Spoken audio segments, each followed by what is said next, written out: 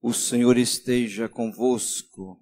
Ele está no meio de nós. Proclamação do Evangelho de Jesus Cristo segundo Lucas. Glória a vós, Senhor. Naquele tempo, enquanto Jesus e seus discípulos caminhavam, alguém na estrada disse a Jesus: Eu te seguirei para onde quer que fores.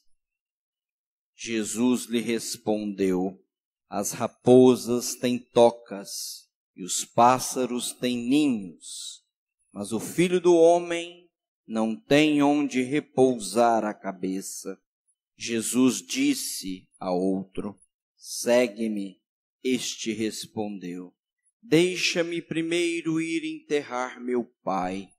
Jesus respondeu: Deixa que os mortos enterrem os seus mortos, mas tu vai anunciar o reino de Deus. Um outro ainda lhe disse: Eu te seguirei, Senhor, mas deixa-me primeiro despedir-me dos meus familiares. Jesus, porém, respondeu-lhe: Quem põe a mão no arado e olha para trás, não está apto para o reino de Deus. Palavra da salvação. Glória a vós. Aleluia, aleluia, aleluia, aleluia, aleluia, aleluia, aleluia. Nos recolhamos num tempo de profundo silêncio e no íntimo do nosso coração rezemos pedindo ao Espírito Santo, porque só Ele pode nos dar a plena compreensão do sentido da Escritura. Rezemos, supliquemos seu auxílio.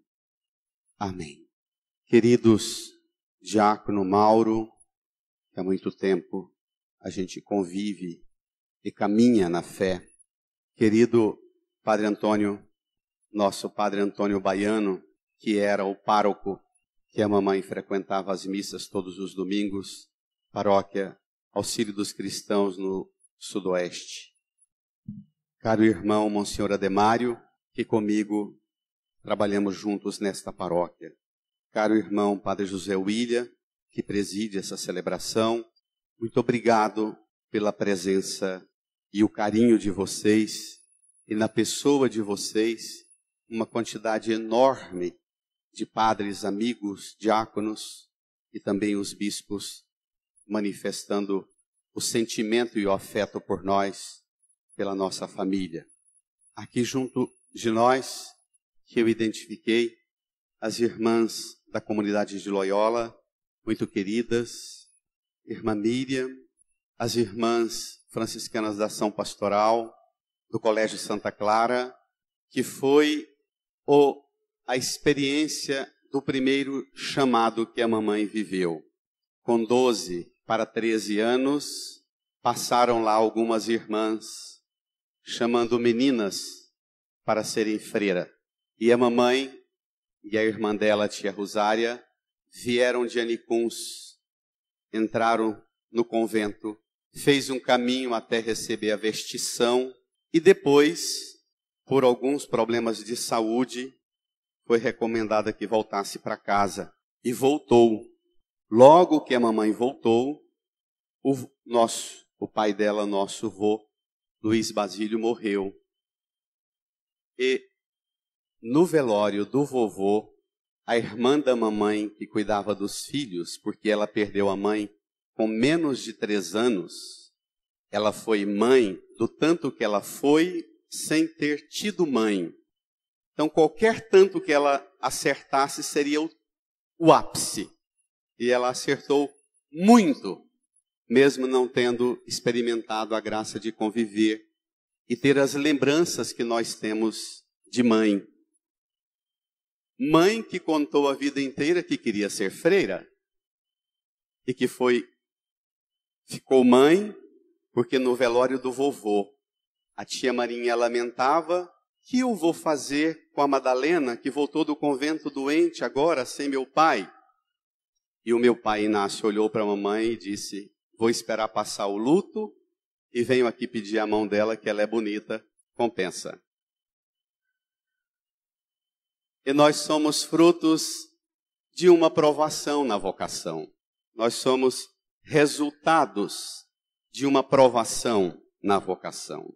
Nós acabamos de ouvir o texto do livro de Jó, que embora muitos façam um uso equivocado de Jó para reforçar essa mentalidade da doutrina da retribuição, Jó faz um desabafo desolador dizendo: se eu clamasse e ele me respondesse, não creio que daria atenção à minha voz. O livro de Jó, que muitos usam manipulando-o para reforçar a doutrina e a teologia da prosperidade, aquela do dá que Deus abençoa, é o primeiro grande texto do Antigo Testamento para dizer que Deus não olha para nós a partir de nossas ofertas, mas nós somos uma oferta do amor de Deus ao mundo. Essa teologia de Jó, ainda hoje, chama-nos a fazer a pergunta que Jó faz na experiência que teve de ter tudo. E Satanás vem um dia bater um papo com Deus e diz: seu filho Jó está feliz, hein? Deus fala: ele é uma pessoa boa. Seu filho Jó tem tudo, né? Deus fala: ele é muito correto, muito honesto. Seu filho Jó é bonzinho, não é? Deus diz: sim. E Satanás diz a Deus: tira-lhe tudo para ver se fica alguma coisa que presta. Deus diz a ele: dê umas voltas e vai tirando. Vamos ver no que dá. E cada vez Satanás passava perto de Jó e arrancava-lhe uma parte. Começou pelos bens, lógico. Depois a família.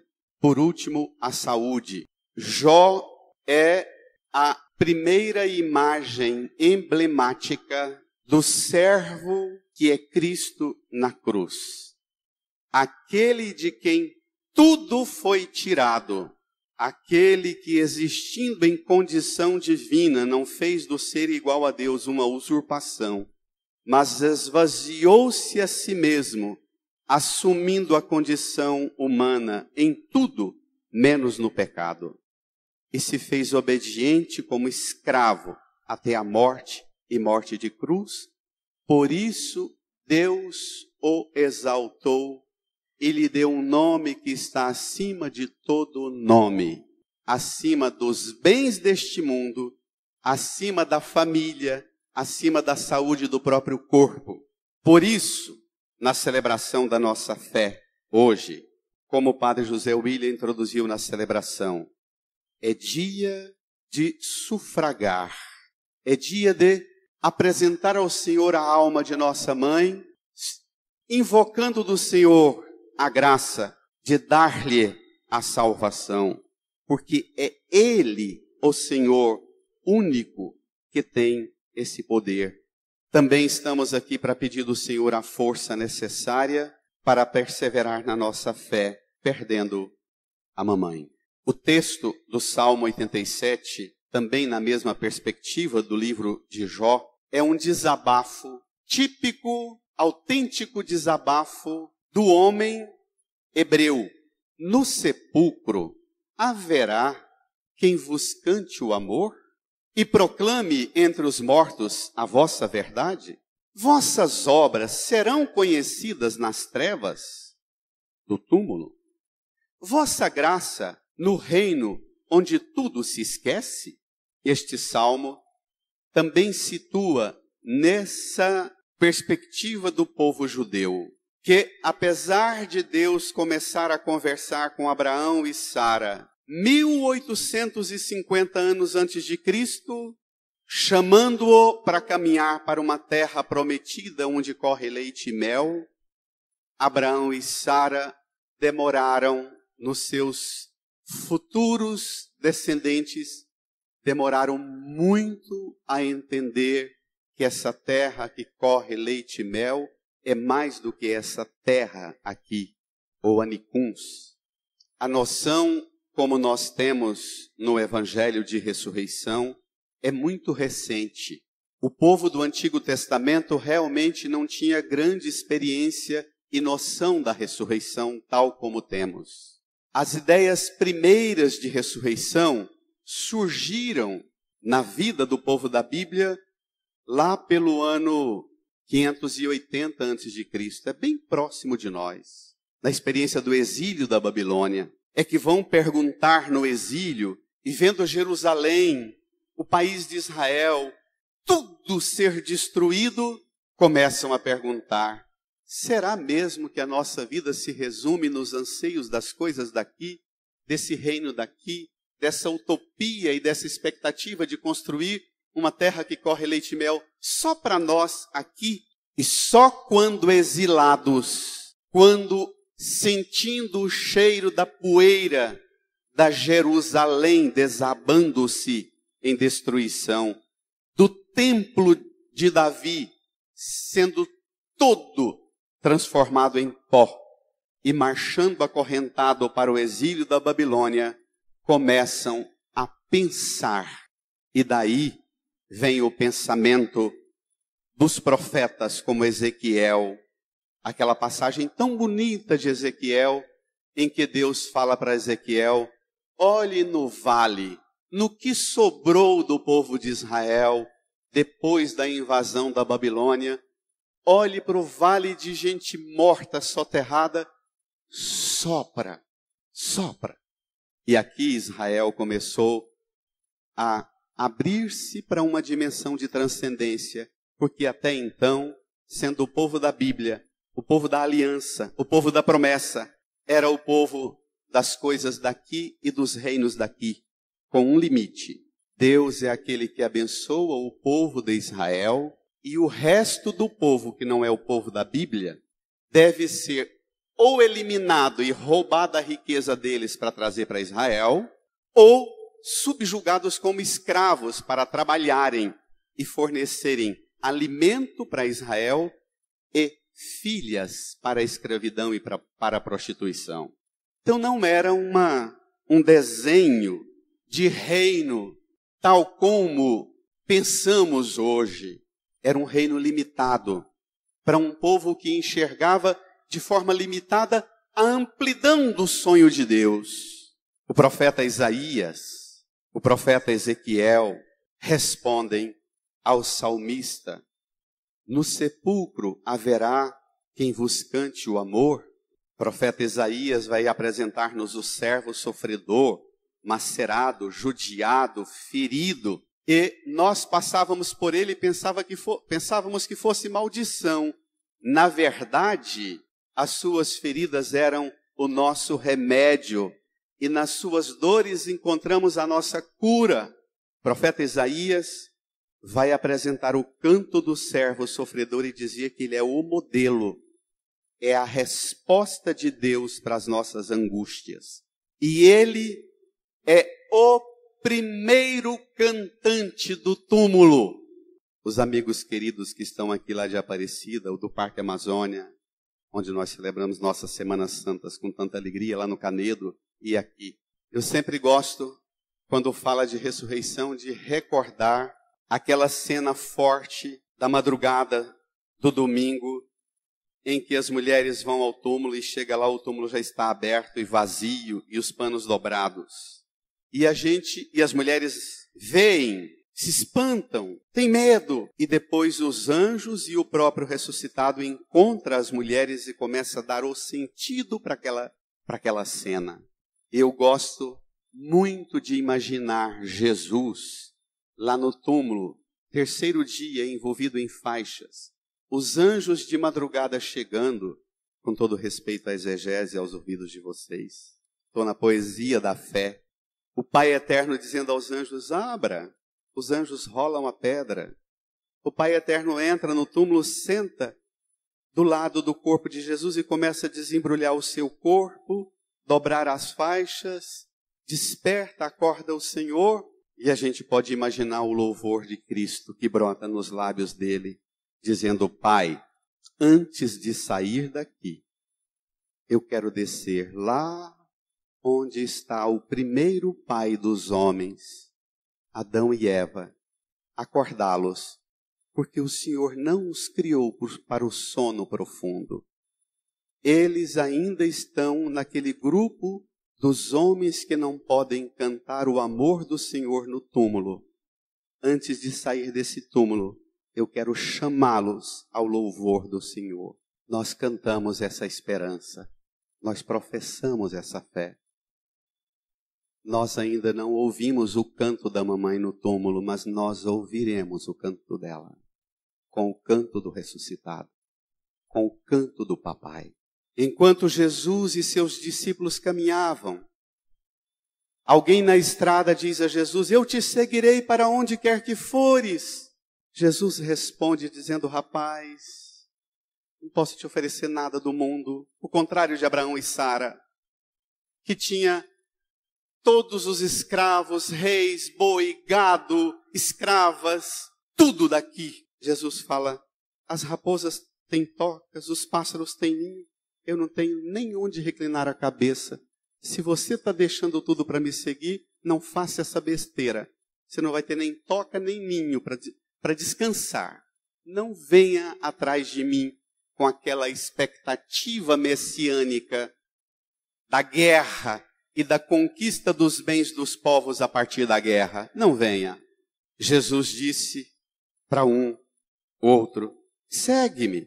Ele respondeu: deixa primeiro ir enterrar meu pai. Eu disse para as irmãs da comunidade Loyola ali na porta da igreja: tão difícil pregar no 7º dia da mamãe um texto desse. Deixa-me primeiro enterrar meu pai. Jesus diz: deixa que os mortos enterrem os mortos. Vai tu anunciar o reino de Deus. Há 23 anos atrás, quando o papai morreu, eu tinha ido exatamente para fazer uma temporada em Israel, 45 dias com a dona Galiana. E fui para uma experiência mística, espiritual, de fé. O dia que nós entramos no túmulo, chegamos em Jerusalém, fomos direto ao túmulo, chegamos no hotel, completamente alterado com tudo quanto é coisa que aquilo representava para um matuto da roça de Anicuns. Abra a porta do hotel, um bilhete: ligar em Goiás com urgência. Liguei, falei com a minha irmã, Anneli. Ela me disse: enterramos o papai hoje à tarde. E aí, o conselho deles: fica aí, termina a sua missão aí. Não resolve, não vem agora. E é tão difícil entender isso. Jesus não diz: deixa que os mortos enterrem os mortos, porque desrespeitando um preceito próprio e uma herança tão bonita que ele herdou dos seus antepassados e que os próprios familiares dele, com os amigos, realizaram o seu sepultamento, e em vista do seu sepultamento é que a notícia da ressurreição chegou até nós. Não é um desprezo à morte, mas é que nós somos mensageiros do reino que anuncia que aqueles que são sepultados com lágrima e dor, ressuscitarão para a glória no dia do Senhor. Somos sentinelas de uma outra notícia, mais forte do que a morte.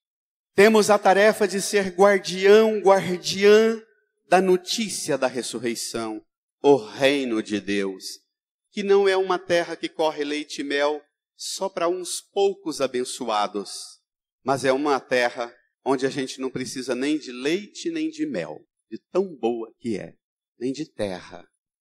Jesus caminha um pouco mais e diz a um outro ainda diz ao Senhor: eu te seguirei, mas deixa-me primeiro despedir-me de meus familiares. Jesus, porém, respondeu-lhe: quem põe a mão no arado e olha para trás não está apto para o reino de Deus. Apto para o reino. Irmã, irmão, hoje é dia de nós pedirmos ao Senhor que Ele nos torne aptos para o reino. coisa triste na minha vida de padre, na nossa vida de padre, é pregar numa missa de 7º dia para um povo que não teve a graça de receber o anúncio do que significa o reino de Deus e a salvação. É tão triste. Você pode plantar bananeira aqui à frente, que não atinge os corações e mentes. Aí você tem que apelar fazendo elogios para o defunto, porque não adianta falar das alegrias do reino dos céus para quem está de luto, porque não entra. Coisa mais consoladora é viver e enfrentar a morte de um pai, de uma mãe, como nós enfrentamos, tendo escutado a vida inteira, dizendo para a gente, cuidado, um dia vocês vão prestar conta, e eu quero vocês no céu. Eu quero vocês no céu. Como é bom escutar uma mãe que no sofrimento, nas provações mais estranhas, uma mãe dizer para a gente, eu não quero nunca que vocês percam a salvação. Percam tudo. A mamãe era tão estranha, ela sepultou 4 filhos e o marido. Os 4 filhos que ela sepultou e o marido, ela os sepultou cantando Minha alma engrandece, eu confio em nosso Senhor, cantando o Glória. Isso causava um reboliço na família. Que mulher estranha, não acredita. Quando o corpo do papai entrou na igreja, há 23 anos atrás, ela começou a cantar o hino de louvor. Essa força estranha que faz a gente acreditar que é possível responder ao salmista, no sepulcro haverá quem vos cante o amor? No sepulcro haverá entre os mortos quem fale da vossa verdade? Nós podemos dizer sim. No sepulcro, Cristo levantou-se cantando o supremo louvor, o perfeito louvor. O perfeito louvor de Cristo é: Pai, com meu sangue eu paguei o preço pelos pecados daqueles que te ofenderam. Receba-os de volta como filhas, como filhos. Eu paguei o preço de suas faltas. Não tenhamos medo de pôr a mão no arado e não olhar para trás. No casamento, no trabalho, na família, na vida religiosa, no sacerdócio, no diaconato. Não tenhamos medo. Colocamos a mão no arado, outro vem atrás plantando, outro vem atrás regando, outro vem atrás colhendo. E toda ceifa é destinada para um único lugar, o esplendor e a glória do Senhor. Bendito seja o Senhor que nos gerou. Quando eu tinha as minhas implicações com a mamãe, eu tinha, viu? Eu mordia no lábio e dizia, não ofenda com palavras, com gestos. Saia com raiva, mas não ofenda. E sempre, às vezes, ardido de raiva, eu rezava em voz alta uma Ave Maria e dizia, Jesus, Nossa Senhora, obrigado porque eu morei, os primeiros 9 meses da minha vida eu morei dentro dela. Primeira casa, primeiro lar, primeiro templo. E nós devemos isso a ela. Essa experiência de transcendência, esse anseio do céu, essa vontade de Deus, essa busca pelo alto, nós recebemos de uma pessoa tão frágil, tão frágil, tão frágil, que às vezes a gente ria da fragilidade dela. E essa fragilidade dela é que tornava, como no caminho de Santiago de Compostela, não importa o tamanho da seta, é amarelinha e está indicando para lá, a gente vai.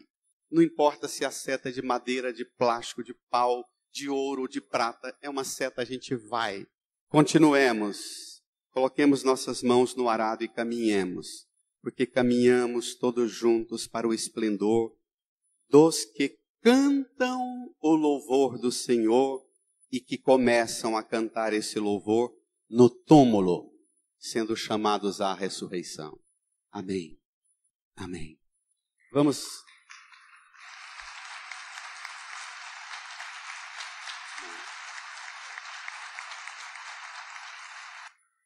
O padre Zé William falou, eu não sei, eu vou presidir, mas eu não sei fazer chorar, rir, bater palma, não. Mas eu queria que a gente fosse tocado ainda mais pela fé dos pobres e dos simples do mundo. Do povo mais humilde e analfabeto da terra. Com essa música do Padre Zezinho. Vamos lá? Bem suave.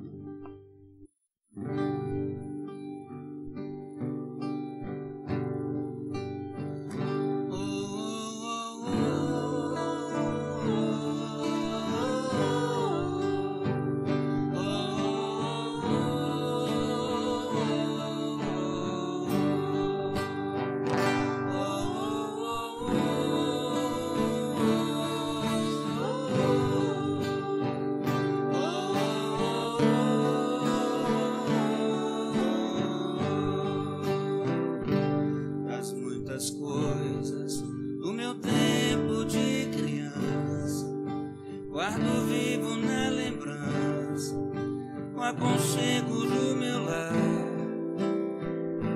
No fim da tarde, quando tudo se aquietava, a família se ajuntava lá no alpendre a conversar. Meus pais não tinham nem escola e nem dinheiro, todo dia, o ano inteiro, trabalhavam sem parar. Faltava tudo, mas a gente nem ligava. O importante não faltava, seu sorriso e seu olhar.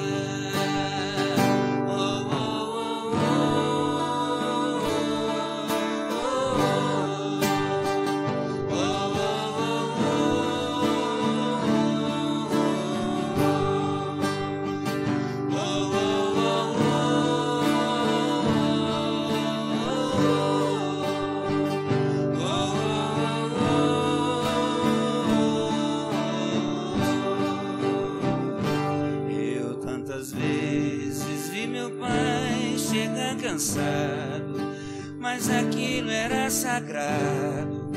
Um por um ele afagava e perguntava quem fizera estripulia, e mamãe nos defendia e tudo aos poucos se ajeitava. O sol se punha e a viola alguém trazia. Todo mundo então pedia pro papai cantar com a gente. Desafinado, meio rouco e voz cansada, ele cantava mil toadas, seu olhar no sol poente. Oh, oh,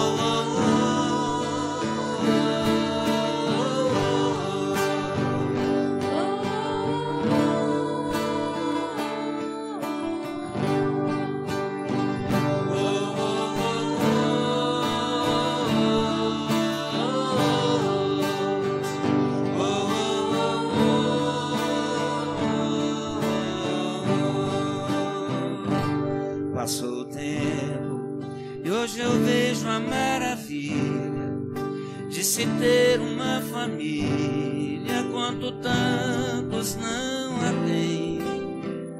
E agora falam do desquite ou do divórcio, o amor virou consórcio, compromisso de ninguém.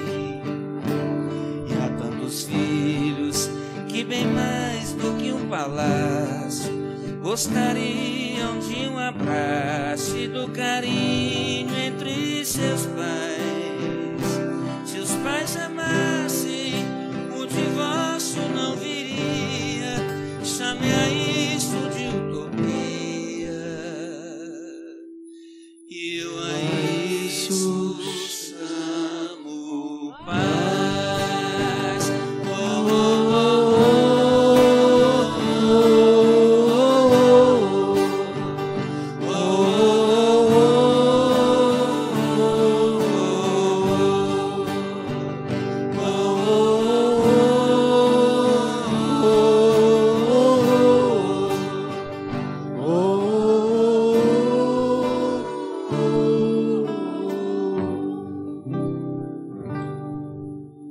Amém.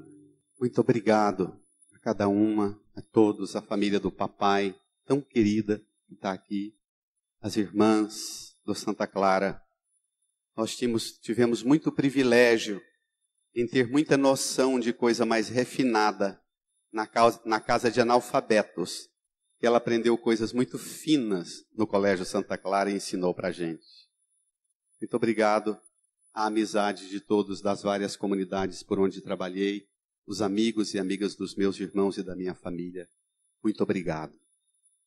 Eu sei que pode parecer estranho do ponto de vista na norma litúrgica, mas por causa da força dessa palavra e desse acontecimento em nossa vida, eu queria que a gente ficasse de pé e professasse com todo vigor a nossa fé.